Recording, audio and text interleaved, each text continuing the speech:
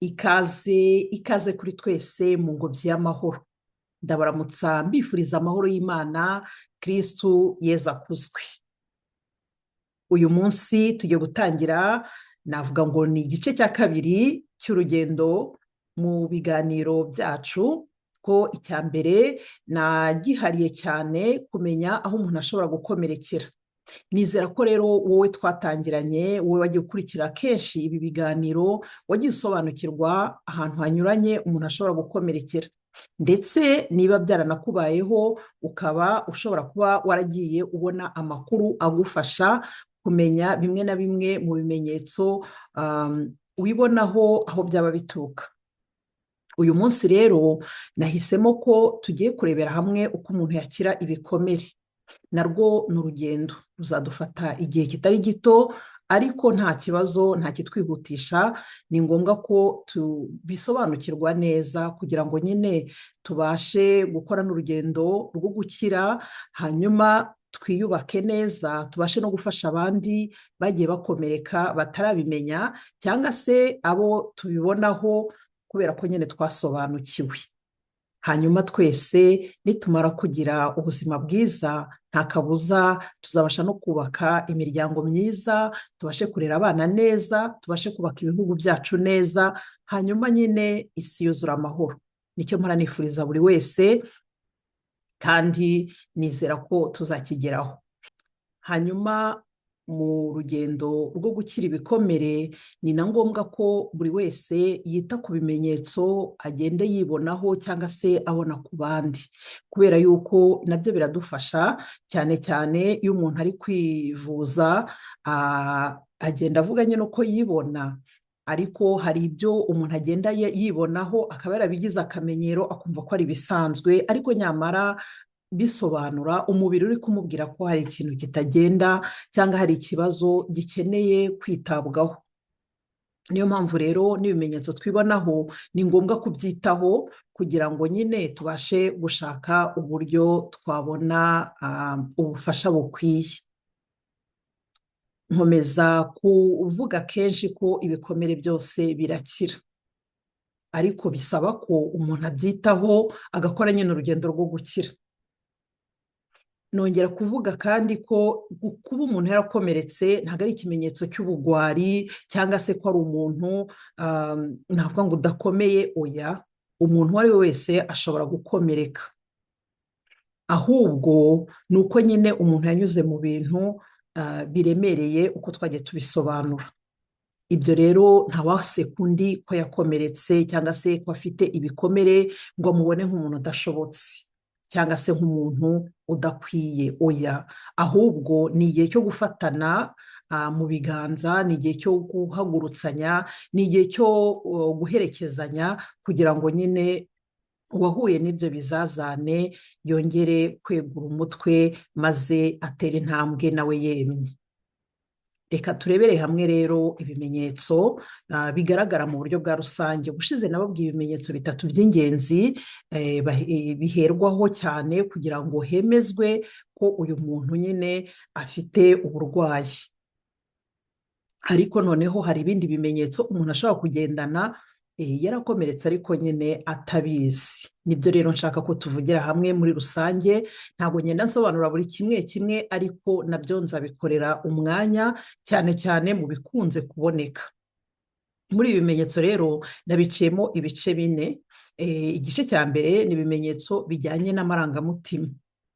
Muri ibi bimenyetso bijyanye n'amarangamutima, umuntu wakomeretse aba yumva kenshi afite agahinda, ababaye ku mutima, akaba atumva n'ikintu cyamubabaje, ariko agahora yiyumvamo agahinda gakomeye. Habaho rero n'abakurizamo indwara z'agahinda gakabije, za depression. Nzagira umwanya wo kwisobanura neza mu minsi iri imbere, ariko hari igihe umuntu aba yifite ishingiye ku bikomere yaba yaragize. Bijya bibaho kandi ku muntu wakomeretse agaragarwa no kurakara vuba, akarakazwa n'ubusa, ugasanga mu bihe kenshi yifitemo uburakari, abantu bamuziho ko ari nyiramujinya cyangwa se rwamujinya, ariko atabasha nawe gusobanura impamvu afite ubwo burakari. Kenshi biba byoroshe ibikomere. Hari igihe kandi uyu muntu abaho yumva afite umutima umucira urubanza, akumva niba hari ikintu kitagenze neza niwe byakomotseho, akumva ikibazo gihari niwe wagiteye, agahora yumva yitoramo amakosa igihe cyinshi kandi mu bihe binyuranye, akaba yumva ko nyine ari we ushingiweho n'ibibazo biri kuba mu rugo cyangwa se mu kazi cyangwa impande ze. Ajya abura ibyishimo mu bintu bisanzwe bimunezeza, ukabona nyine hari ibyo yajyaga akunda, niba ari nk'umuntu wakundaga kujya muri siporo cyangwa se kureba imikino, akabihagarika mu buryo nyine nabwo budasobanutse, ukabona abivuyemo.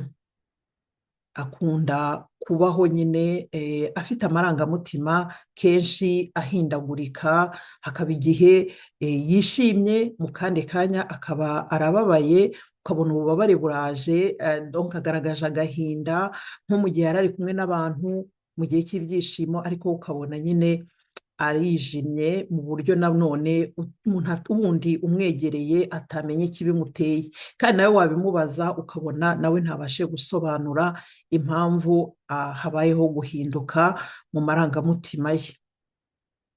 Umuntu wakomeretse kandi hari igihe arangwaho cyane n'ubwoba, ukabona afite ubwoba bw'ejo hazaza, ukabona niba hari igihe cyo gufata ibyemezo, gutangira umushinga runaka, ni umuntu ufite ubwoba, ni umuntu udafite icyizere cy'uko hari icyo yakora kikagenda neza, agahora anafite impungenge, ukabona afite ihagarikamutima muri we. Ibi nabyo ni ibimenyetso bishobora kugaragaza umuntu wakomeretse. Icyo ni igice cya mbere, ariko hari n'ibindi byinshi ngenda mvuga bike bikeya, gusa kugira ngo tugende tubisobanukirwa, ariko ibimenyetso ni byinshi. Icya kabiri rero mu bimenyetso, ni ibimenyetso bigaragarira mu mitekerereze. Uyu muntu agahorana ibitekerezo biganisha ku cyamukomerekeje, agahora atekereza kandi ko ibi bishobora kugaruka, bishobora kongera kumubaho, agahorana igihunga, nari mbivuze mu marangamutima, ariko biba bishingiye cyane ku mitekerereze y'uko hari ikindi kintu gishobora kumubaho kitari cyiza. Ahora kandi atekereza ko abantu bashobora kongera kumukomeretsa. Bene ibi ngibi binatuma, birajya mu gice gikurikiyeho, ariko binatuma nyine ahunga abantu, agahora yigunze, agahora atagirira icyizere abandi bantu, kubera yuko mu byamukomerekeje, niba byari biturutse ku bantu, bituma nyine atera icyizere abantu. Ahora kandi atekereza ko nta mahirwe afite mu buzima. Ugasanga hari nk'ahantu ashobora kubona akazi, ariko agatinya kujya kugasaba kubera ko yumva ko ntawakamuha. Ahora yumva nyine nta mahirwe, wowe ntabwo ibintu byiza byamubera. Akabaho atekereza ko ari umuntu udakunzwe, ari umuntu udashobora nawe kwizerwa, ari umuntu udashobora kugirirwa neza cyangwa se kugirirwa icyizere. Ibi byose ni ibimenyetso bishobora kugaragara mu mitekerereze. Uyu muntu kandi kubera ko abaho atekereza ko ari umuntu udakunzwe, udafitiye abandi umumaro, cyangwa se abandi batabona umumaro we, usanga hariho abagira n'ibitekerezo byo kuba bakwiyambura ubuzima. Abantu bagiye bakomereka, ariko ibikomere byabo ntibabibonere ubuvuzi cyangwa se ngo baherekezwe neza, usanga akenshi bagira ibitekerezo byo kwiyahura. Iki nzakigarukaho nacyo, nzagisobanura mu buryo burambuye. Ikindi cyiciro cya gatatu ni ibimenyetso bijyanye n'imyitwarire. Umuntu wakomeretse ashobora kurangwa cyane no kwigunga. Nari maze kuvuga yuko aba yumva atizeye cyane abantu. Ibi bituma rero nyine adakunda kujya hamwe n'abandi bantu. Noneho kandi kubaho nawe yumva abantu baba bamucira urubanza cyangwa se batamubona neza cyangwa se babona ari umuntu udafite umumaro, bituma nyine adakunda kwegera abandi bantu. Noneho kandi no kuba mu bwigunge bikamwongerera bya bitekerezo bitari byiza, bigatuma n'amarangamutima ye nayo yongera nyine akajya mu burakari, mu gahinda. Ibintu nk'ibyo byose bikomeza kugenda biba uruhererekane. Usanga nk'iyo ari wenyine akunda gushyiramo nk'indirimbo nyinshi kandi zivuga mu buryo ijwi riri hejuru, agashyiramo umuziki nyine udunda cyane. Bene ibi ngibi bituma atitekerezaho, atajya adahura n'amarangamutima ye, ahubwo akabihungira mu bintu bisakuza. Akunda kuba ahantu hari urusaku rwinshi cyane. Usanga kandi n'igihe afite nk'akanya ashobora kujya mu bintu by'amasiporo cyane, ibintu bituma rwose ahunga imitekerereze ye, ahunga ikintu cyatuma yibuka icyamukomerekeje cyangwa se aho umwanya amarangamutima aganisha kuri cya kintu cyamukomerekeje cyangwa bya bintu yanyuzemo bikomerekeje. Ahora yihunga cyangwa se ahunga ibitekerezo bye. Niho rero usanga abantu benshi bakomeretse bakunda kujya mu bintu byo kunywa inzoga cyane cyangwa se byo kunywa ibiyobyabwenge, kubera ko ibi ngibi nabyo bisa naho bisinziriza ibitekerezo umuntu nyine akitera ikinya nk'uko bijya bivugwa mu mvugo zigezweho. Ibi nabyo ni ibigaragara cyane ku myitwarire. Hariho kandi abantu bakomeretse ushobora gusanga bakunda nko gutanga amafaranga cyane. Ni ukuvuga ugasanga arimo arahaha ibintu byinshi cyane adakeneye, cyangwa se arimo aratanga impano cyane. Ibi nari nagiye mbivugaho cyane igihe twarebaga kuri bya bikomere 5 byo mu bwana. Ariko rero nyine ni ibintu nabyo bijya bibaho, bishoboka. Ugasanga kandi kenshi uyu muntu nta nubwo yemera impano, ahubwo aba ashaka kuzitanga. Ibi ndumva narigeze kubisobanura, ariko nibiba ngombwa nzabigarukaho. Mu bindi kandi bigaragara mu myitwarire, usanga uyu muntu akunda gukora cyane, agakora cyane, akirundurira mu kazi rwose, ku buryo atiha umwanya wo gutekereza.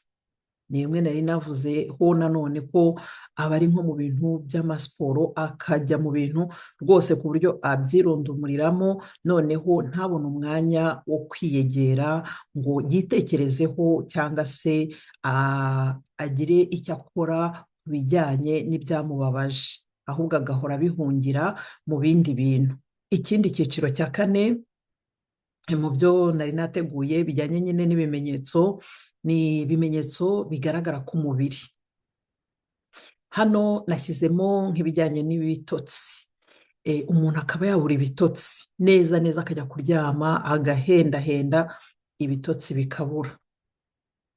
Yaba anabibonye kandi agasinzira ariko akashikagurika, akarya akarota nabi, agakanguka kenshi, agasinzira ibitotsi navuga ngo byoroshye, ku buryo ahita akanguka, akantu gakomye akaba arakumvise.